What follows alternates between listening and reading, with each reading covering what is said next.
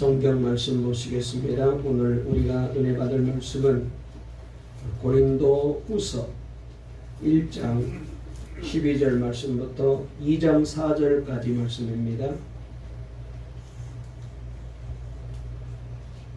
신약성경 고린도 후서 1장 12절은 제가 가지고 있는 성경책으로 286페이지에 있습니다.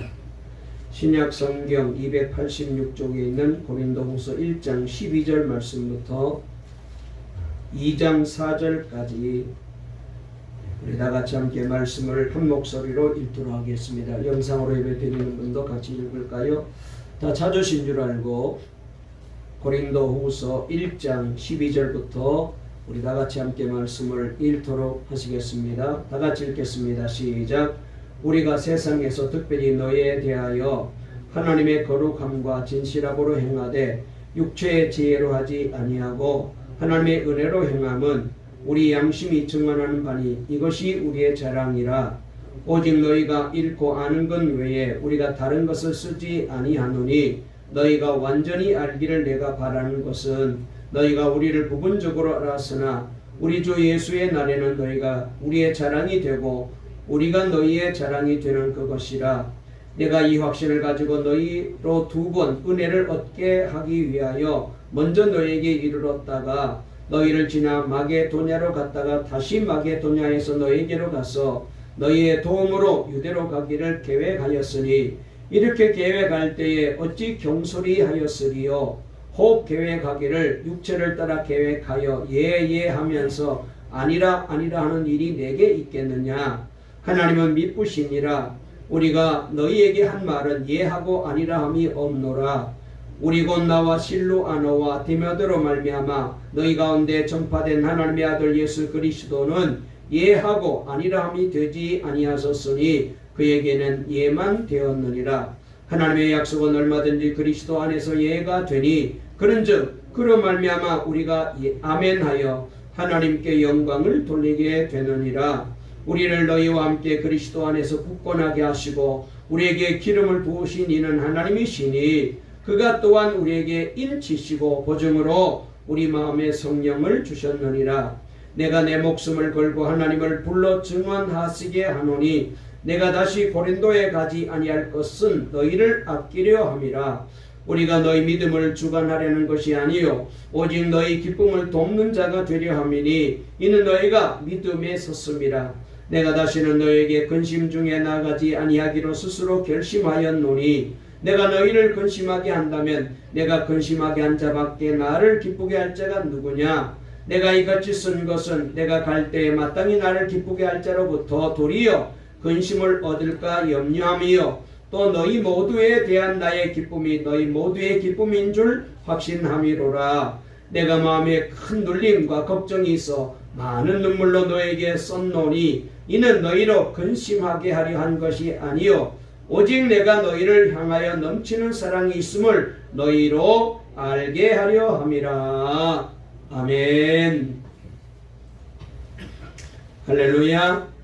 한 주간 잘 지내셨죠? 참 힘들고 어려운 도의가 계속되고 있는데 이제 입추가 되었으니까 이제 아마 아침 저녁으로 좀 누구로 드리라고 생각하는데 오늘 이 시간 예배를 통하여 다시 한번 하나님의 은혜가 우리 모두에게 임하시고 주님을 만나는 복된 예배가 될 줄로 믿습니다.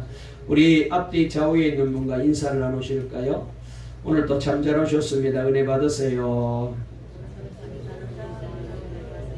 다시 한번 주님이 주시는 말씀으로 힘을 얻으세요. 하나님이 늘 우리와 함께 하십니다. 복 있는 성도입니다. 자, 설교 제목 한번 따라해 보실까요? 예수님 안에서 항상 아멘하며 삽시다. 네, 오늘 참 중요한 말씀인데 다시 한번 예수님 안에서 항상 아멘하며 삽시다. 아멘. 지난 시간부터 고린도후서에 대한 말씀을 가지고 우리가 공부하고 있습니다. 지난 시간 말씀을 여러분 기억하십니까? 환난은 우리에게 더 강하게 만들어주고 우리의 신앙을 더 견고하게 만들어준다는 그런 귀한 위로의 말씀을 우리가 들었습니다. 예수 믿는 그리스도인들에게도 환난이 있고 고난이 있지만은 그러나 우리는 이 환난을 통하여 우리의 믿음이 더 견고해지고 더 단단해지고 더 강해지게 만드는 계기가 된다는 말씀을 우리가 들었습니다. 그리고 또한 우리가 환난을 당할 때 주님의 위로가 우리 가운데 넘친다는 그런 말씀도 우리가 들었습니다. 그러므로 이 환난의 시대에 다시 한번 우리의 믿음이 더 단단해지시고 견고해지시고 더 나아가서 하나님의 위로가 우리 가운데 넘치는 것을 체험하는 우리 동방의 모든 성도들 꼭 되시기를 바랍니다.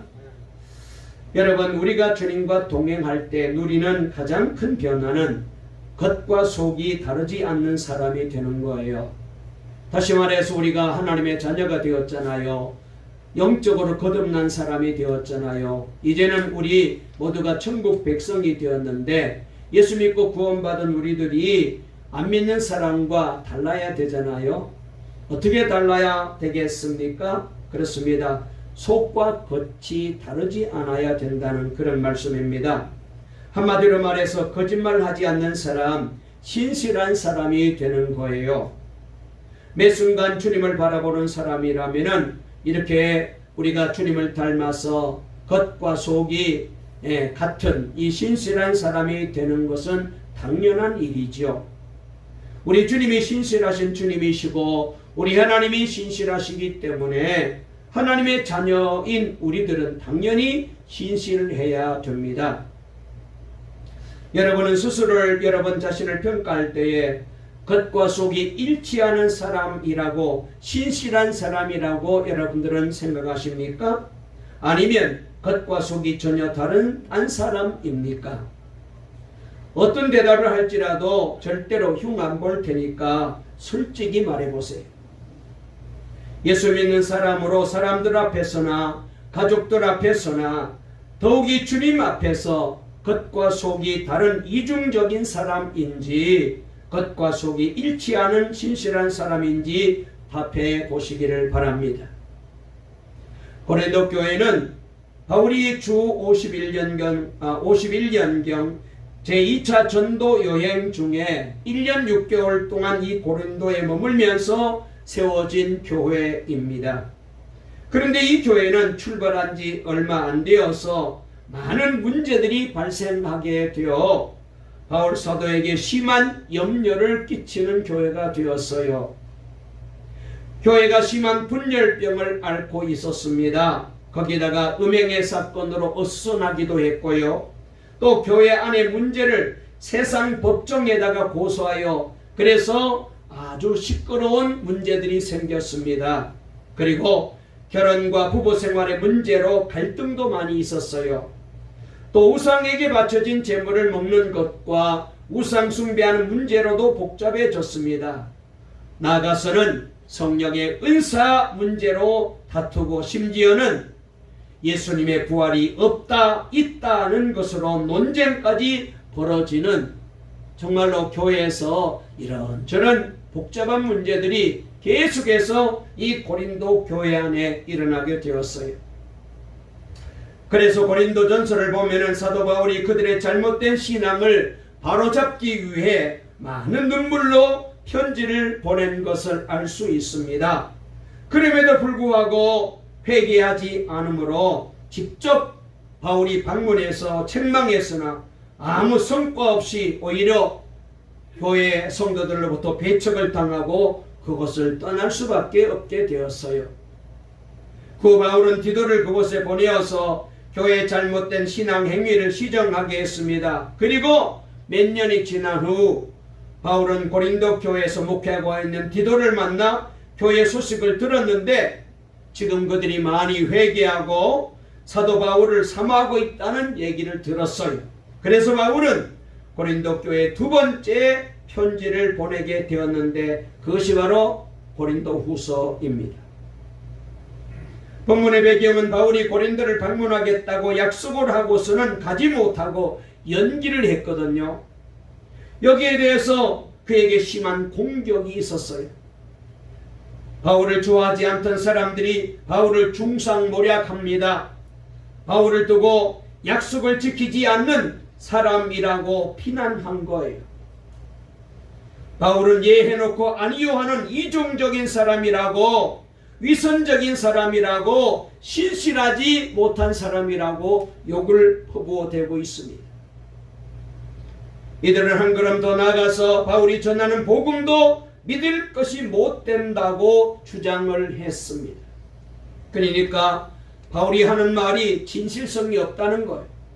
약속을 해놓고 온다 그랬으면 와야 돼야지 왜 안 오느냐? 그걸 두고 바울의 모든 것을 다 잘못됐다고, 거짓됐다고 그렇게 주장합니다. 그러니까 고린도에 오겠다고 말하고는 그 약속을 지키지 않는 사람의 어떤 말도 진실할 수 없다라고 선전하면서 그가 전한 예수 그리스도에 대한 설교도 말씀조차도 믿지 말라고 이 사람들이 나서가지고 성도들에게 악선전을 했습니다. 저렇게 거짓말을 한 사람을 어찌 우리가 믿을 수 있겠는가? 어찌 사도로 받을 수가 있겠는가? 그리고 그의 입에서 나오는 모든 말은 믿을 것이 못 된다, 믿을 것이 하나도 없다라고 바울의 적들은 떠들어댔습니다. 이에 대하여 바울은 이렇게 오늘 편지를 통하여 답을 하고 있어요.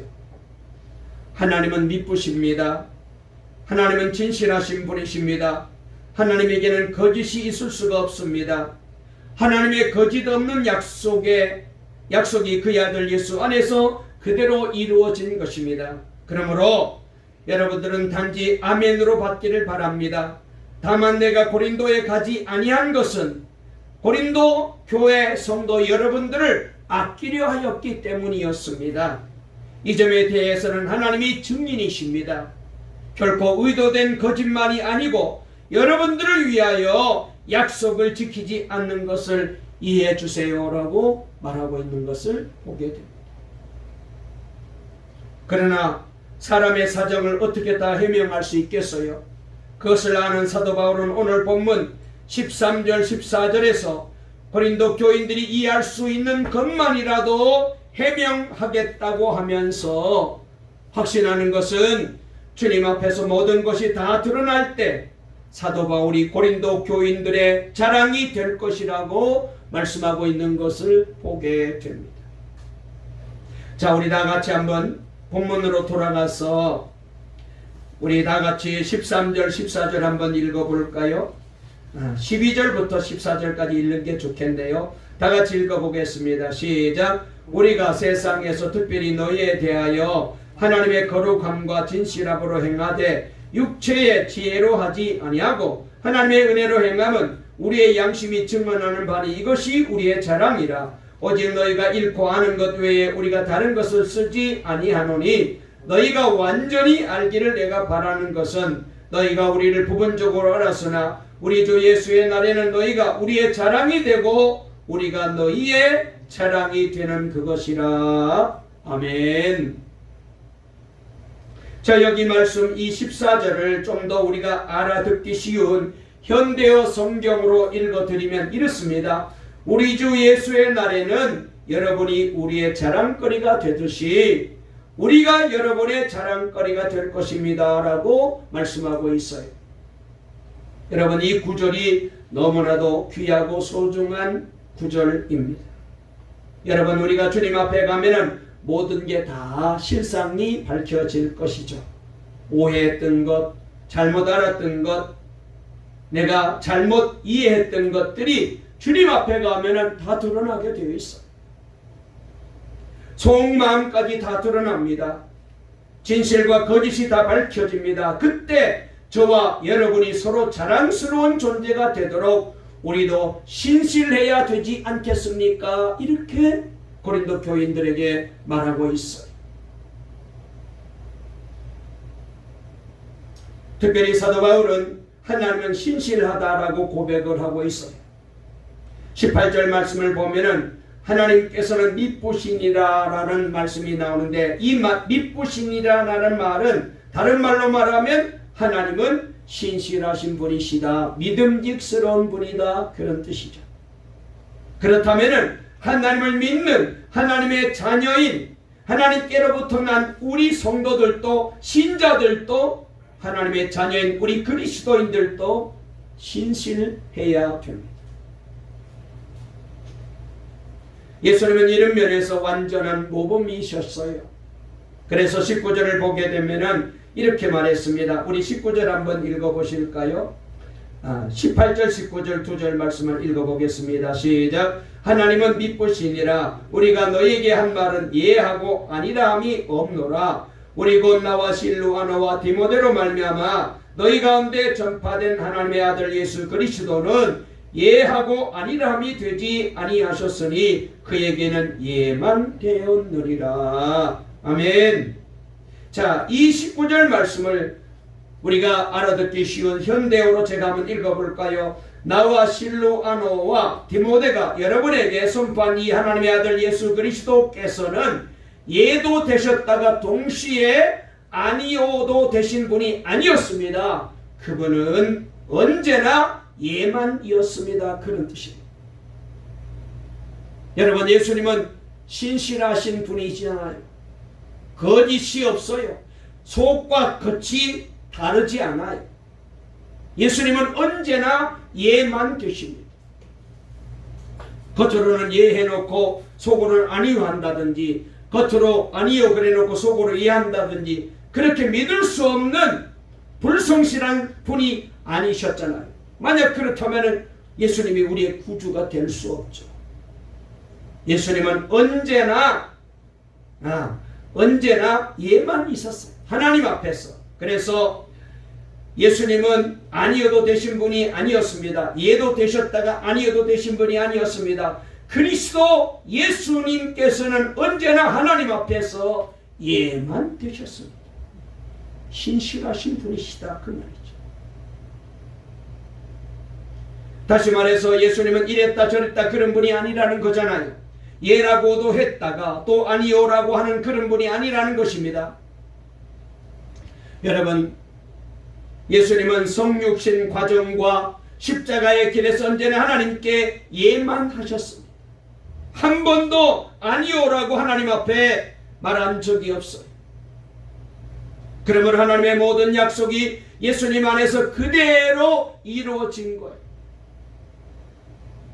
20절 말씀도 보시면은 그렇게 말했습니다. 자, 우리 다 같이 20절도 읽어보실까요? 시작. 하나님의 약속은 얼마든지 그리스도 안에서 예가 되니 그런즉 그로 말미암아 우리가 아멘하여 하나님께 영광을 돌리게 되느니라. 아멘. 그리고 21절 말씀도 읽어볼까요? 시작. 우리를 너희와 함께 그리스도 안에서 굳건하게 하시고 우리에게 기름을 부으신 이는 하나님이시니. 22절까지 시작. 그가 또한 우리에게 인치시고 보증으로 우리 마음에 성령을 주셨느니라. 아멘. 사도 바울은 자기 안에 계신 성령께서 증인이라고 하면서 자신이 고린도 교회를 방문하지 않는 것이 전적으로 고린도 교회 교인들을 위한 것이었다고 고백하고 있습니다. 지난번 갑작스럽게 고린도 교회를 방문했을 때에 거기서 사도 바울을 배척하는 일이 많이 있었거든요. 거짓 교사들과 논쟁이 생겼고, 그리고 이 일로 인하여 바울은 고린도 교회에서 배척을 받아서 나올 수밖에 없었어요. 이 일로 인하여 사도 바울도 고린도 교회도 모두가 다 상처를 크게 받았어요. 자신이 세운 교회인데 자신이 전도를 해서 세례를 주어서 교회 직분자로 세워주었는데 그 사람들로부터 교회를 방문했더니 배척을 당한 거예요. 그래서 사도 바울이 이 일로 인하여 너무나도 상처를 많이 받았어요. 그런데 이렇게 막무가내인 사람들과 대화하는 것이 얼마나 어렵습니까? 그런데 그 사람들이 여전히 고린도 교회 안에 있습니다. 그런 상태에서 사도 바울이 다시 고린도 교회를 방문하게 되면은 문제가 더 커질 수밖에 없어요. 싸움이 벌어지고 교회가 풍지박산이 날 수밖에 없어요. 이 일로 인하여 교인들이 받을 상처를 생각하니까 너무나도 마음이 아파서 사도 바울이 가겠다고 약속했지만 고린도 교회를 생각해서 그래서 가지 않은 거예요. 그런데 이걸 두고 악선전하는 거짓말하는 사람들은 약속을 해놓고도 안 왔기 때문에 바울을 믿을 수가 없다, 불성실하다, 약속해놓고 오지 않았다, 그렇게 악성전을 하는 거예요.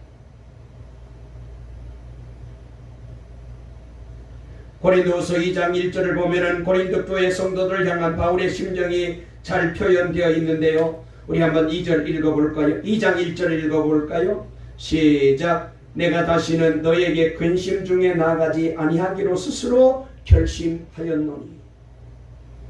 바울이 얼마나 고린도 교회를 가고 싶어 했겠어요? 얼마나 이 교인들을 보고 싶어 했겠어요? 지난번 그 사건으로 인하여 교인들이 상처를 많이 받았을 터인데 가서 위로해 주고 싶었지만은, 그러나 갔다가는 또 아직까지도 반대하는 사람들이 여전히 득세하고 있기 때문에 그들과 분쟁이 생기게 되고 갈등이 생기게 되면은 그냥 교인들에게 큰 상처를 줄 것 같기 때문에 근심 중에 너에게 가지 않기로 했다.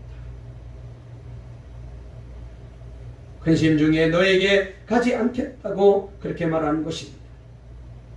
그러나 잘못된 것은 고쳐야 되고 복음과 올바른 신앙은 바로 가르쳐야 되기 때문에, 그래서 바울은 가지 않는 대신에 잘못된 것을 지적하고 책망하는 이 두 번째 편지를 써서 고린도 교회 성도들에게 보내게 된 거예요.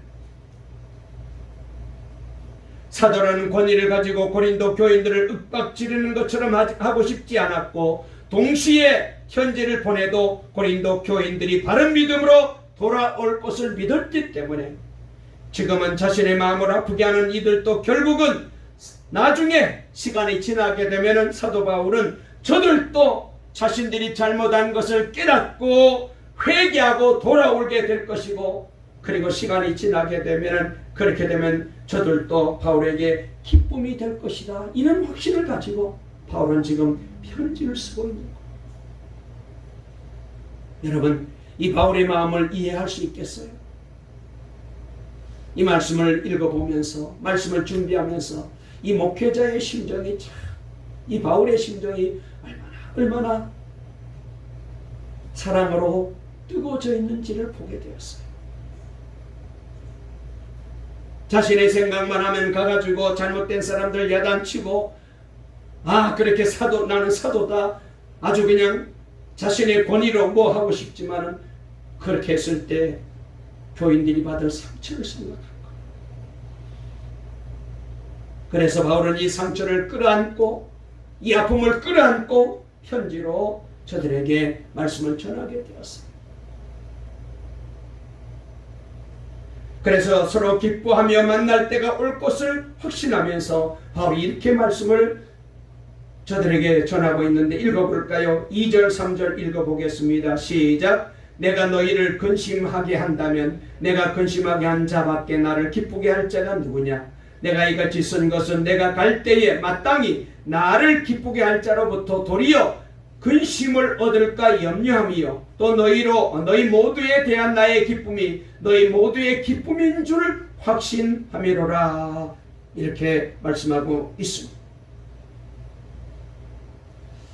그리고 오늘 여기 2장 3절 말씀을 보면은 바울은 그만큼 고린도 교인들을 사랑했던 거죠. 그리고 4절은 이렇게 말합니다. 우리 마지막으로 4절 읽어보겠습니다. 시작. 내가 마음에 큰 눌림과 걱정이 있어 많은 눈물로 너희에게 썼노니 이는 너희로 근심하게 하려 한 것이 아니요 오직 내가 너희를 향하여 넘치는 사랑이 있음을 너희로 알게 하려 함이라. 아멘. 자, 여기 말씀에 보면은 바울이 이렇게 말합니다. 나는 몹시 괴로워하며 걱정하는 마음으로 많은 눈물을 흘리며 여러분에게 이 편지를 쓰게 되었다. 그러나 그것은 여러분 마음을 아프게 하려고 한 것이 아니라 여러분을 내가 얼마나 극진히 사랑하고 있는지를 알려주려고 한 것입니다. 이렇게 말씀하고 있습니다. 이 말씀을 제가 준비하면서 우리 교회가 저쪽에 강일동 교회를 나올 때에 생각을 해보게 되었습니다. 그때 이제 교회를 위해서 몇몇 장로님들이 헌신을 해가지고 이제 그래서 이자를 빌려온 적이 있었잖아요. 그런데 정말로 제가 좀 강력하게 교회를 계속 붙잡고 싶었는데, 그렇게 되면은 그렇게 돈을 이자를 빌려준 우리 장로님 몇 분이 경제적으로 굉장히 어렵고 힘들어질 것 같았어요. 그래서 교회만 생각하면 그냥 교회 붙잡고 부도내고 그냥 나가고 싶었지만, 우리 성도님들, 교인들 경제적으로 힘들고 어려워질 것을 생각하니까 너무 마음이 아팠어요. 그래서 제가 우리 장로님들 얘기를 듣고 그렇게 결단을 했어요. 근데 나중에 들려오는 소문은 가지로 별별 얘기만 들려와서 주님 앞에 가면 다 알게 되겠지.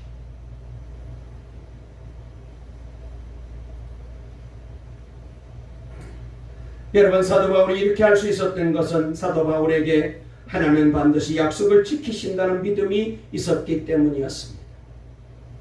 그래서 언제나 하나님께 예하고 순종하였던 것입니다. 그래서 하나님께서 고린도 교회를 바로 세울 수가 있었습니다. 여러분, 예수 믿고 하나님의 자녀된 우리는 엄청난 하나님의 약속을, 기업을, 상속을 받았잖아요. 이것을 우리 모두는 이미 다 누리고 있고 장차 누리는 은혜가 있을 거예요. 여러분, 하나님이 우리에게 주신 기업이 뭡니까? 약속이 뭡니까? 상급이 뭐예요? 첫째로는 우리에게 영생이 있습니다. 예수를 믿고 구원받은 우리에게는 세상 사람들이 가지고 있지 못한 가장 귀한 영생이 있습니다. 천국에서 영원히 사는 예수의 생명이 있는 것.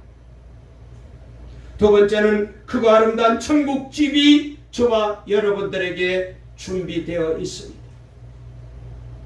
우리 교인들 가운데서도 아파트를 분양받으려고 애쓰는 분들이 계시고 이를 위해서 기도하는 분들도 계시는데, 여러분, 정말로 한국에서 이 집 문제가 얼마나, 부동산 문제가 얼마나 큰 문제입니까? 그런데 여러분, 혹시라도 이 땅에서 좋은 집을 갖지 못했을지라도 여러분 실망하지 마십시오. 저와 여러분들을 위해서 하나님께서는 저 천국에 이 세상에서 볼 수 없는 가장 멋지고 아름답고 큰 천국집을 우리를 위해서 준비해 두고 계십니다. 우리는 거기 가서 영원히 우리 주님 안에서 행복하게 살 겁니다. 세 번째는 하나님이 우리에게 아버지가 되셔서 우리를 늘 지켜주시고 함께 주시는 겁니다. 그리고 선한 목자 되신 우리 주님이 광야 같은 이 세상 험한 길을 걸어갈 때에 우리는 갈 길을 알지 못하지 않습니까? 그런데 날마다 우리를 푸른 풀밭 쉴 만한 물가로 늘 인도해 주고 계시죠. 그리고 성령님을 보내주셔서 세상 사람들이 생각조차 할 수 없는 평화를 소유하게 해주시고 말로 다 할 수 없는 기쁨을 우리에게 주셨습니다. 그리고 복음을 전할 수 있는 담대함도 주셨습니다. 그리고 영원히 변하지 않는 사랑을 받고 살게 만들어 주셨어요. 거기에다가 믿음으로 하나님 하나된 가족이 있습니다. 전국 공동체요, 영적인 가족인 교인들도 있어요. 그리고 캄캄한 밤중에도 찬송을 부를 수 있게 하시고 기도로 주님을 부르면 응답하시고 능력을 주십니다. 그리고 예수님을 나의 주님으로 모시고 끝까지 달려가면 생명의 면류관을 우리 모두에게 씌워주실 거예요. 그리고 예수 그리스도를 나의 주님으로 모시고 살아갑니다. 이것이 바로 오늘 저와 여러분 우리 성도가 가진 엄청난 하나님께서 주신 유산, 재산, 기업입니다. 이걸 하나님이 우리에게 주셨고 우리는 장차 이것을 받아들이며 살 거예요. 이것을 하나님께서 다 우리에게 주신다고 약속하셨고, 그리고 하나님은 반드시 그 약속을 지키시는 분이셔. 이렇게 우리는 하나님으로부터 엄청난 복을 받았습니다. 그러면 이런 어마어마한 복을 어떻게 받고 누리느냐? 간단해요. 아주 간단해요. 어떻게 해요? 단순히 믿으면 되는데 어떻게 믿느냐? 하나님의 말씀이 선포되고 설교될 때에, 말씀이 여러분에게 들려질 때에 예, 아멘 하면 되는 거예요. 아멘. 이게 중요한 거예요. 제가 아까 여러분들에게 이런 기업을 하나님이 약속하셨고 주셨다는데 아무도 아멘 안 해요. 못 받아요. 그러면은. 그런데 누구나 받을 수 있습니다. 어떻게 하면 된다고요? 아멘 하면 돼요. 아멘 하면. 이래도 아멘 안 하시네. 아멘 하면 됩니다. 겨우 그렇게밖에 못해요. 좀 더 크게 하세요.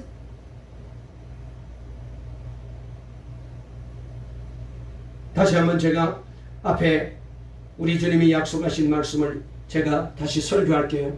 아멘 하세요. 여러분에게 다 그대로 될 줄로 믿으시기 바랍니다. 하나님께서는 저와 여러분에게 영생의 복을 주셨습니다. 크고 아름다운 천국집을 준비해 주셨습니다.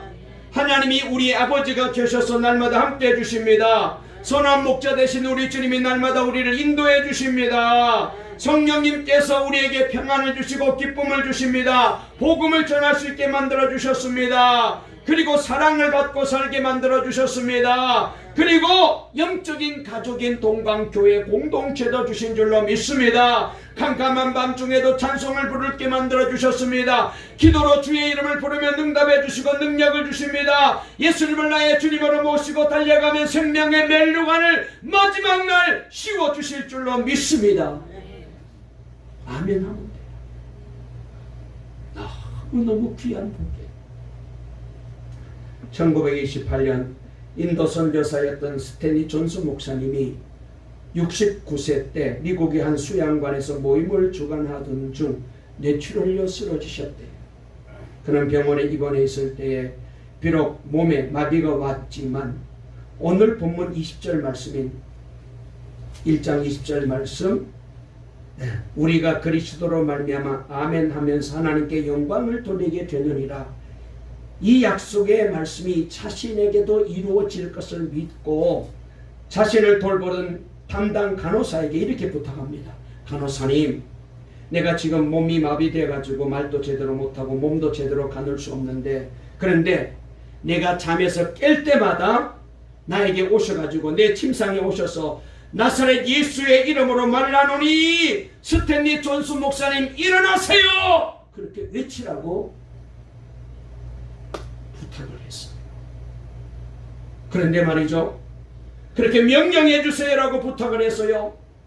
그런데 정말 이 간호사님이 아침마다 이 목사님이 입원해 있는 병상에 들어가서 이 목사님을 보고 명령합니다.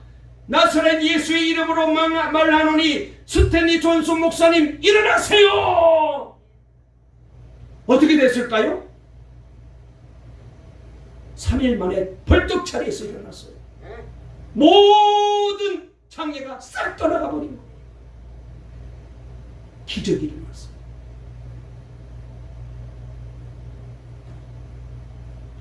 이번은 그 후 다시 자신이 평생을 바쳤던 인도로 돌아가서 20년 동안 선교 사역하시다가 90세에 인도에 묻히게 되셨습니다. 하나님의 약속은요, 아멘하고 믿고 나가는 자들에게 그대로 이루어져요. 아멘. 여러분, 그래서 기독교 신앙은 하나님의 절대적인 은혜에 대해서 아멘하는 신앙입니다. 오늘 본문 19절을 보면은 이렇게 말씀했어요. 우리 곧 나와 실로아노와 디모데로 말미암아 너희 가운데 전파된 하나님의 아들 예수 그리스도는 예하고 아니라함이 되지 아니하셨으니 그에게만 예만 되었느니라 하심으로써 그리스도께서 아멘 되심의 모범을 우리에게 보여주셨어요. 예수님은 언제나 하나님 앞에서 늘 아멘 예만 했어요. 그랬더니 우리 주님께서 구주 예수가 되셨어요. 여러분, 그리고 성경에 나오는 위대한 신앙의 사람들은 다 한결같이 아멘 하는 신앙의 사람들입니다. 원래 이 아멘이라는 히브리어는 아만이라는 동사에서 파생된 단어인데요. 이 아만이라는 단어는 믿는다, 진실하다, 충성하다라는 의미를 가지고 있어요. 성경에는 아멘이라는 말이 구약에 26번, 신약에 51번, 총 77번 정도 사용이 되고 있는 것을 보게 됩니다. 하나님께서 주신 아멘은 우리 기독교에서만 사용되는 천국 방언이에요. 참신앙의 사람은 오직 하나님 앞에서 아멘만이 있을 뿐입니다. 아멘은 하나님의 무한한 신비가 감추어져 있습니다. 그러므로 아멘은 그리스도인의 능력이고 축복입니다. 교회는 아멘 공동체와 같습니다. 교회는 아멘의 사람들이 모인 곳이 교회입니다. 아멘. 이제 우리 동강교회 성도님들도 다시 한번 아멘의 신앙을 회복할 수 있기를 바랍니다. 여러분, 천국은 아멘 인간이 모인 곳이요, 아멘은 천국의 방언입니다. 성도가 은혜를 받으면 받을수록 아멘이 많아져요. 하나님은 아멘의 사람을 좋아하십니다. 아멘. 신앙생활의 높은 경지는 아멘 사람이 되는 데 있는 거예요. 우리 모두 아멘의 사람이 되시기를 소원합니다. 그리하여 우리 교회가 예배 드릴 때마다 아멘 아멘 하여, 말씀을 들을 때마다 아멘 아멘 하여 하나님이 주시는 놀라운 은혜와 복을 받고 기적을 체험하시기를 주의 이름으로 축원합니다. 그래서 늘 전에 부흥사님들이 하는 말이 아멘 흉년 들면 교회가 부흥되고 아멘 흉년 들면은 교회가 문제가 생기고 가정에 문제가 생기고 성도들의 인생에 문제가 생긴다 그랬어요. 아멘 해야 돼요. 여러분, 우리가 생각하기엔 믿으면 되지 뭐 꼭 그렇게 점잖지 못하게 꼭 우리 아멘 해야 되느냐. 아멘 해야 돼. 자, 그러면 아멘 하는 신앙이란 어떤 의미가 있을까요? 첫째로 아멘 하면 그것은 예스라는 뜻입니다.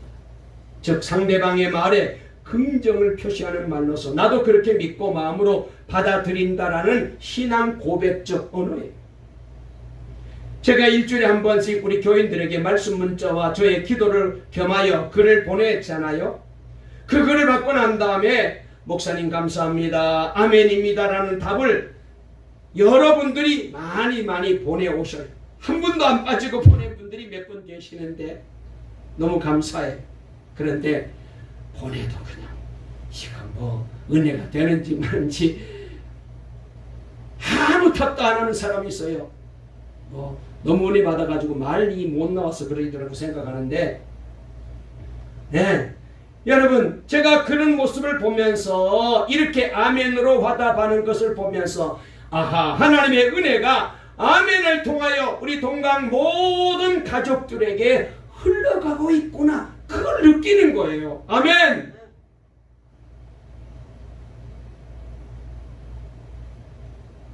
아멘 아멘. 그렇습니다. 마음으로 믿고 받아들이는 거예요. 두 번째로 아멘 하면 그것은 진리라는 뜻이에요. 복음서에 보면 예수님께서 진실로 진실로라는 말을 많이 사용하셨잖아요. 그런데 원어에 보면 이 진실로가 바로 아멘이라는 단어입니다. 따라서 아멘하고 화답하면 상대방의 말이 진리라는 것을 믿고 마음으로 받아들인다는 의미가 돼요. 그래서 성경 말씀을 읽으면서 마음에 와닿을 때마다 아멘하면 말씀을 주신 하나님께 공감을 전함으로 영적으로 내가 하나님과 그 아멘하는 시간에 교감이 이루어져요. 교제가 이루어져요.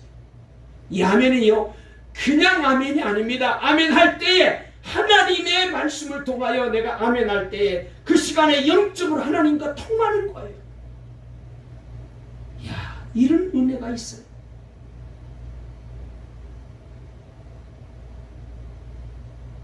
여러분도 성경을 읽든지 설교로 말씀을 듣든지 큐티로 말씀을 묵상하거나 공부하든지 어느 순간 은혜가 되고 그 말씀이 하나님이 지금 이 순간 내게 말씀하시고 계심을 믿는다면 아멘 아멘 하시기를 바랍니다. 누가 흉볼까봐 눈치 보지 마시고 아멘 하면 하나님 하나님이 그 순간 내게 임하시고 힘 주시고 믿음 주시고 복 주시고 말씀대로 되는 기적과 은혜가 넘치게 될 줄로 믿습니다. 아멘. 아멘, 아멘. 세 번째로 그렇게 되기를 희망합니다라는 뜻이 있습니다. 즉 아멘이란 단순히 상대방의 말에 긍정하고 진리를 인정하는 차원을 떠나서 그 희망의 것이 나의 삶에 구체적으로 임하기를 기원하는 언어예요. 여러분, 그래서 누가 대표 기도할 때 우리는 모두 아멘 하잖아요. 지금 내가 직접 기도하지는 않지만 목사님이 기도하실 때 아멘하고 장로님이, 권사님이, 집사님이 기도할 때 우리가 이제 대표하는 그 기도를 들으면서 기도할 시간에 내가 아멘 아멘 하게 되면은 저 장로님이, 저 목사님이 기도한 대로 내게도 우리 가정에도 우리 교회도 그대로 이루어질 줄 나도 믿습니다. 그런 표시로 기도 중간에도 아멘, 마지막에도 예수님의 이름으로 기도합니다. 아멘 하면은 그러면 그분의 기도가 내 기도가 되는 거예요. 아멘. 그래서 내게 그대로 이루어져.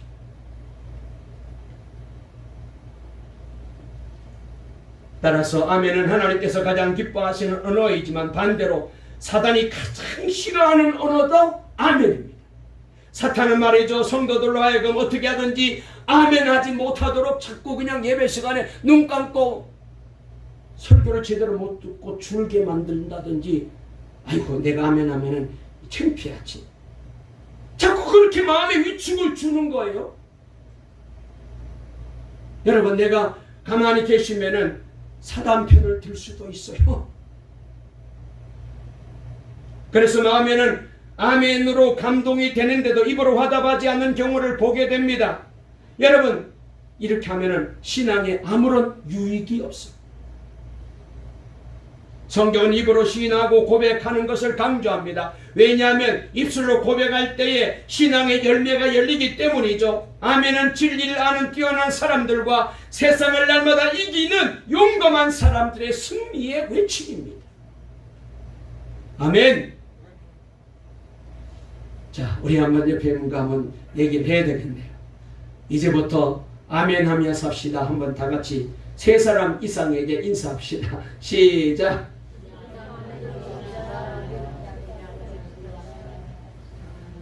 특별히 설교 시간에 아멘 합시다. 시작.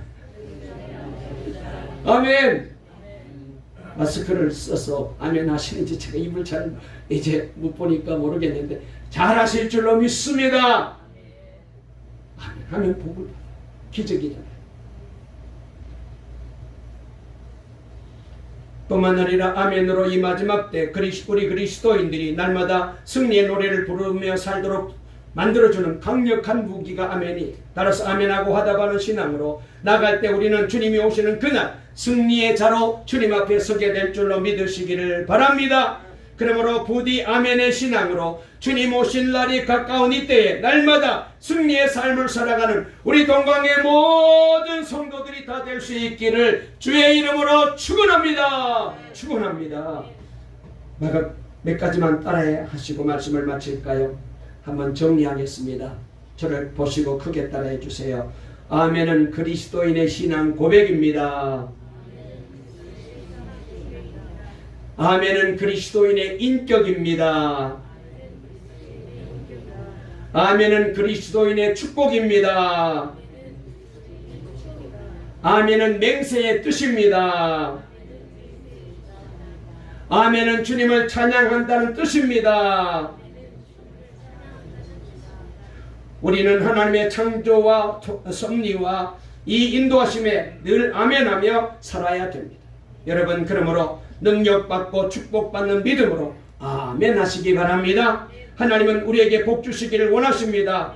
능력이 올 것을 믿고 축복의 말씀이 이루어질 것을 믿고 아멘 하는 성도 되시기를 바랍니다. 기도의 응답이 이루어질 줄 믿고 아멘 하여 하나님께 영광을 돌리는 우리 동광의 모든 장로님도 되시고 권사님도 되시고 집사님도 되시고 할렐루야, 우리 청년들도 되시고 할렐루야, 우리 유문지 성도님도 되시고 아멘. 더 크게 하셔야 돼. 아멘. 할렐. 이야, 내가 들은 쪽에 제일 크네. 할렐루야. 우리 강영남 집사님 아멘 하세요. 조금 기어들어가는 목소리인데 확 내뱉어요. 우리 박장희 집사님 아멘 하세요. 우리 김승대 집사님 아멘 하세요. 할렐루야. 날마다 이렇게 아멘의 신앙으로 살아가는 동강의 모든 성도 되셨어. 아멘하다가 기적을 체험하시고, 아멘하다가 병마가 터나가고, 아멘하다가 복을 받고, 아멘하다가 가정이 구원받고, 아멘하다가 동강교회가 부흥되고, 할렐루야. 이런 기적과 축복 속에 살아갈 수 있기를 주의 이름으로 축원합니다. 축원합니다. 살아계신 하나님 아버지 감사합니다. 오늘 귀한 복된 예배 시간에 주님을 만나고 말씀을 은혜 받게 도와주시니 감사합니다. 우리 동강의 모든 성도들 다 아멘하는 신앙의 사람들 다 되게 도와주시옵소서. 기도 시간에, 말씀 듣는 시간에, 예배 시간에 아멘 아멘 아멘 아멘 하면서 하나님이 주시는 약속의 말씀이 내게 그대로 이루어질 줄 믿습니다. 예수님이 아멘의 모범을 보여주셨듯이 나도 아멘하며 살겠습니다. 이 신앙으로 살다가 기적을 체험하고 구원을 체험하고 병마가 떠나가고 각가지 소원이 응답되고 교회가 부흥되는 놀라운 하나님의 은혜와 복이 임하게 도와주시옵소서. 예수님의 이름으로 간절히 축복하고 기도 올리옵나이다. 아멘. 다같이 찬송 200